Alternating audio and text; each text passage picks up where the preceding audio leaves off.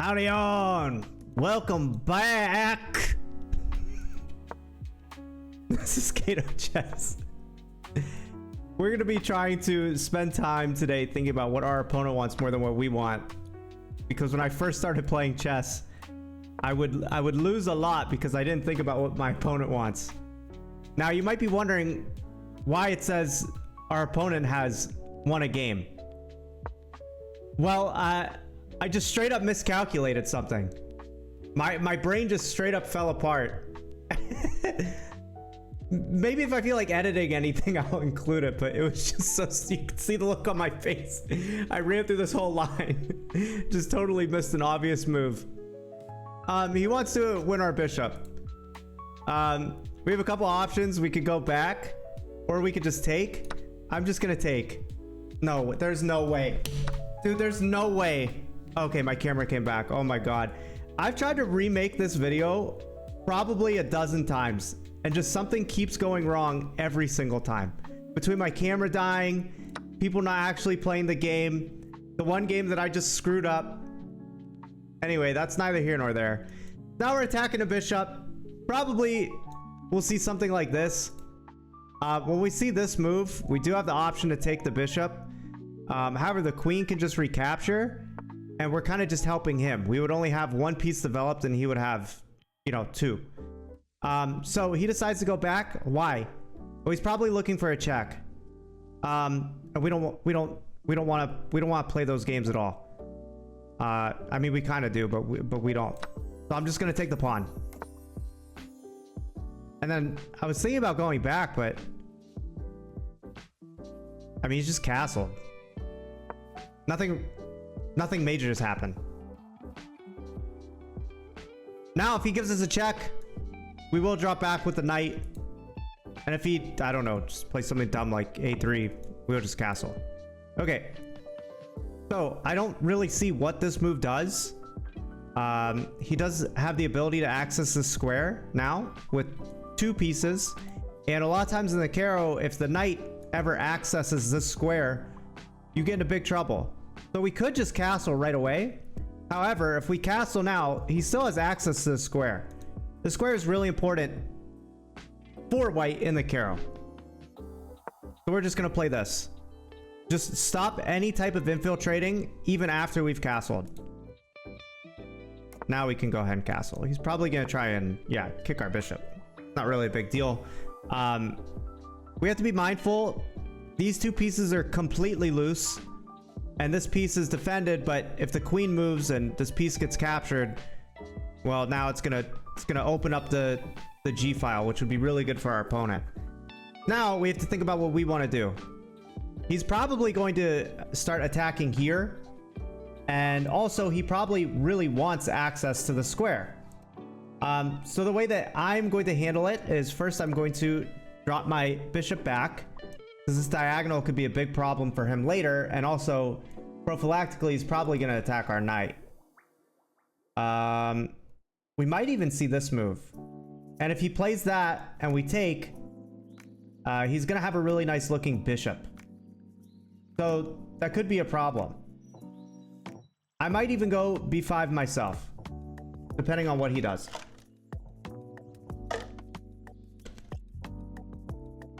What the hell? What the hell is even that? He wants this?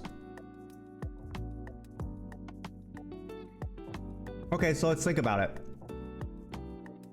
If he pushes this pawn, and we take, and then he takes, and then we take, I don't really know what's happening here. Kind of inclined just to play this anyway, because it was a part of our plan initially. And then it really discourages this move. And then we can claim the lane ourselves and target this pawn. This position looks pretty good for us. I'm not quite sure what this does either. I don't know where he plans on going with this bishop. I guess he's kind of just developing it. But what we want to do is we want to claim this lane. Maybe at some point get a knight here. Our knight would also look good here. Like, where would your pieces look the prettiest is the question you should ask yourself. A knight would look pretty here. A knight would look pretty here. We have this whole lane opened up. This all looks good.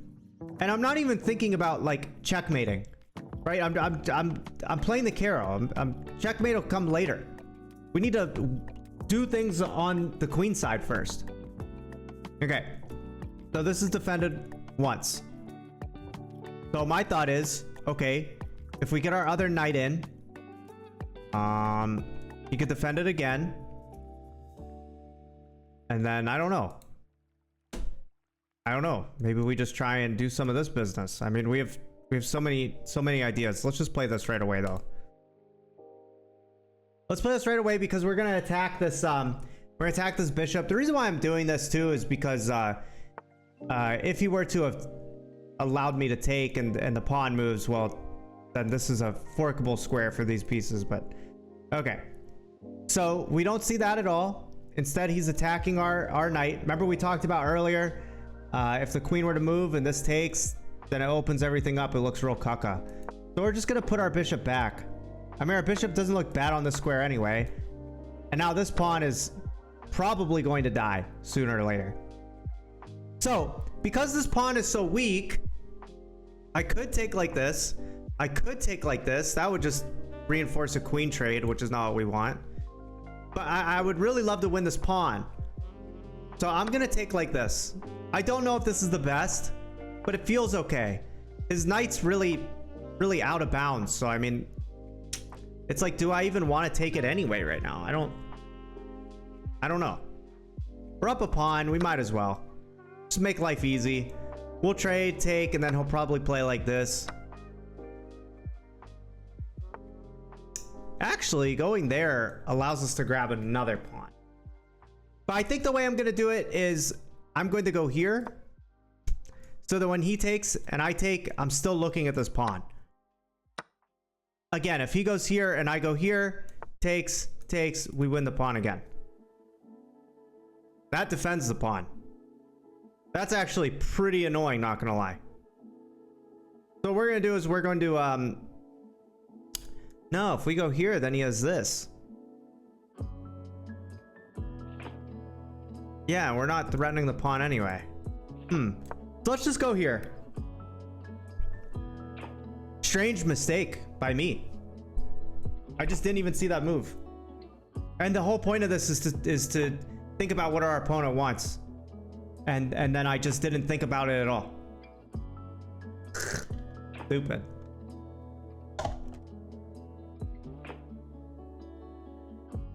In my opinion, this guy is playing quite strong. I mean, we're up 2 pawns, but this is pretty good for some 700. Flatter the thief. But he's deep in the tank right now. He's really thinking. I'm trying to think about what he wants. He might even want this, which would hang a pawn. So no, that wouldn't be any good. But my thought is maybe he wants this because he thinks it's defended. So takes, and then he's attacking this one. Yeah, that's so funny. So his thinking. Now we did a great job thinking about what our opponent wants. His thinking is he goes here, and after takes, he could take, and this pawn's super weak, and his queen gets in. But what he missed is that this pawn dies. I know my younger self would have autopilot taken that, but now let's also think ourselves.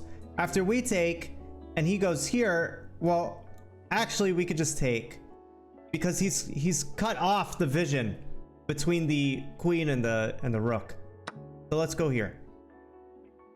Let's play this in a simple manner. And he probably will take here, which is totally fine. We're actually going to recapture this way. And the reason being is because it seems to be, you know, like if all the pieces are off the board and we just have this pawn here, a pawn on the end of the board is usually going to end in a draw, right?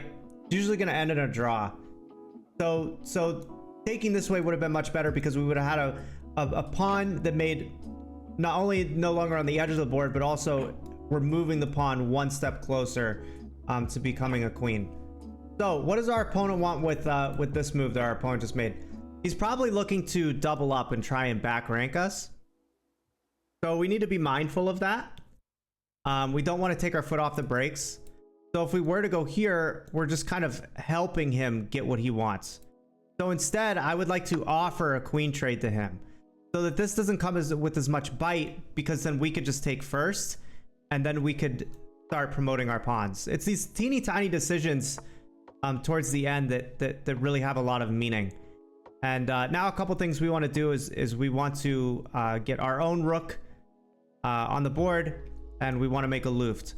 Also, keep in mind there is a check here. Could be valuable later down the road, just something to consider.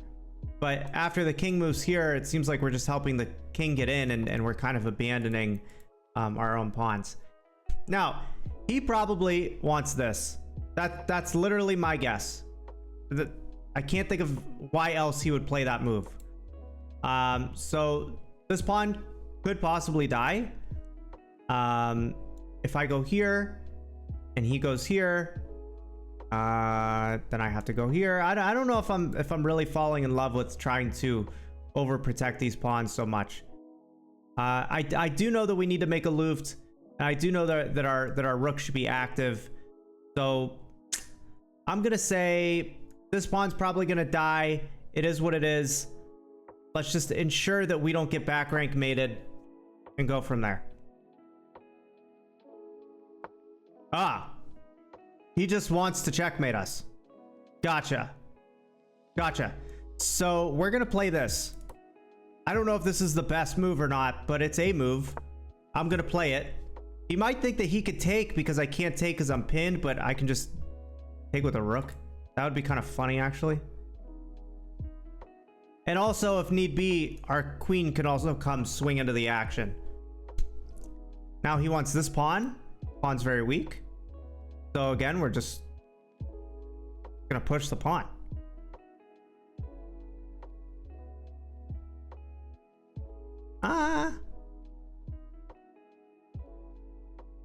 Yeah, we're just gonna push the pawn. We're just gonna push the pawn, and we just have to be pretty careful. I mean, he's kind of in survival mode right now.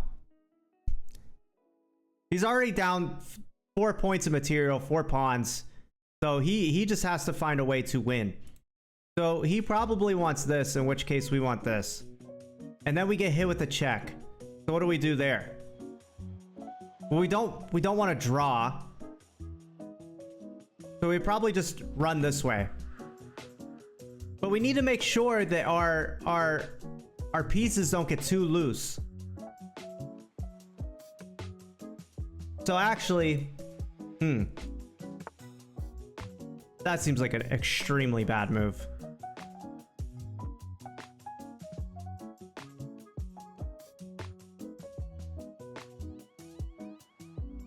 Okay, I'm gonna offer a queen trade one more time. The only reason I'm doing that is because I need to reconnect my pieces. I have to reconnect my pieces. Like, I absolutely have to. Now also, this is a threat. Just something to keep in mind. So like, the king has to move. And as long as these squares are controlled, the queen really can't get in. I mean, there is a check. There is a check, but I will just block this way.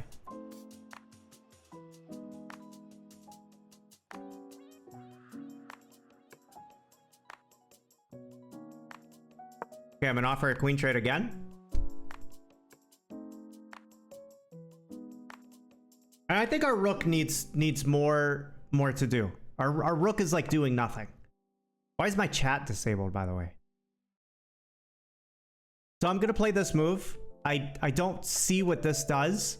His rook is really not in a good place right now too, by the way.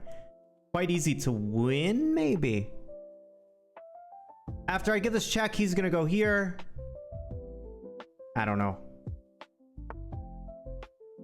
Or he does it prophylactically.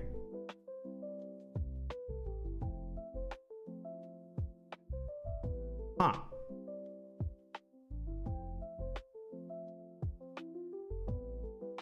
Well, let's just push pawns. I mean, we're at the point of the game where it's like we control the lane. His rook's really dumb. We're gonna offer another queen trade. He's probably gonna go here. We're gonna check. And we're gonna start dancing the king all around town.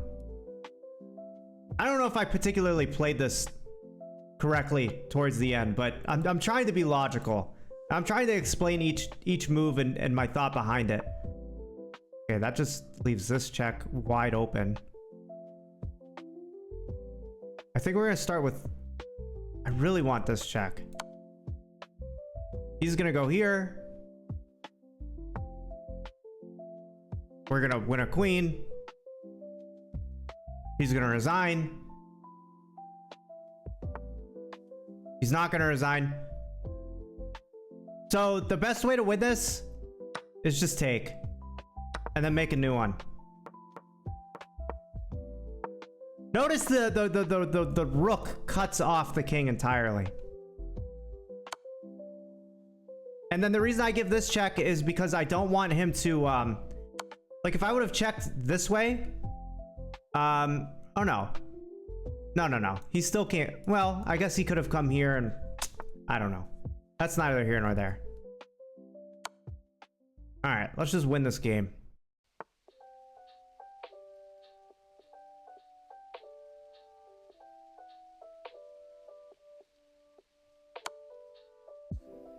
I allowed it anyway. Just kind of funny. Oh my god, and I also just stalemated, I think. That would have been also funny. But we didn't stalemate, we just did a checkmate. There could have been some misses in there, but some Mississippis. But it felt pretty good. Felt nice.